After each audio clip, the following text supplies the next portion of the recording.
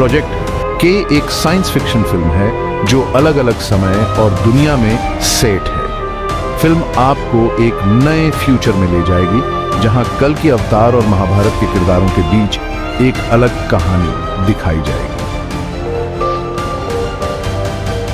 साल 2898 में हमें एक अलग दुनिया दिखाई जाती है जहां काशी शहर का आखिरी रूप दिखाया गया है। इसमें अलग अलग विजुअल्स के साथ प्रभास का एक सिंपल सा कैरेक्टर इंट्रोड्यूस कराया जाता है जो दूसरी दुनिया में जाने की पूरी कोशिश करता है। नॉर्मल फाइट सीन्स भी होते हैं। दूसरे चैप्टर के बाद हमें अश्वत्थामा और भैरव की लड़ाई देखने को मिलती है। अश्वत्थामा एक लड़की यानी कल्कि दीपिका पादुकोण को जन्म देने की कहानी सुनाते हैं, लेकिन प्रभास का किरदार यानी भैरव दीपिका को वहां ले जाने की कोशिश करता है जहां से वो भागी थी। भैरव और अश्वत्थामा के बीच युद्ध होता है। आखिर में दिखाया जाता है कि अश्वत्थामा के हाथ में एक स्टिक आती है जो भैरव के हाथ में चली जाती है। भैरव का 6000 साल पुराना जन्म यानी कर्ण के रूप में दिखाया जाता है। दूसरे पार्ट में दिखाया जाएगा कैसे अर्जुन ने कर्ण को मारा। महाभारत की कहानी भी दिखाई जाएगी। उसके बाद आखिर में वीरभद्र दीपिका को बचाकर फिर भागने की कोशिश करेगा। अश्वत्थामा कैसे भैरव से दीपिका को बचाते हैं।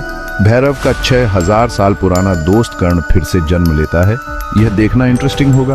दोनों के बीच फिर से लड़ाई होती है या वे फिर से दोस्त बनते हैं, यह देखना बहुत मजेदार होगा। प्रोजेक्ट के का असली मतलब यह है कि कल्कि का जन्म नहीं होने देना है जिससे कलयुग खत्म नहीं होगा। इस राज का खुलासा भी दूसरे भाग में होगा।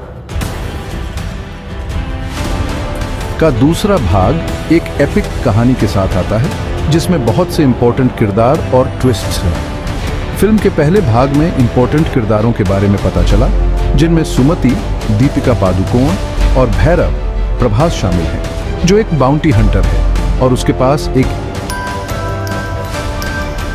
कहानी का सेंटर सुमति का अजन्मा बच्चा है जिसे कल्कि माना जाता है जो फ्यूचर में बहुत इंपॉर्टेंट होगा।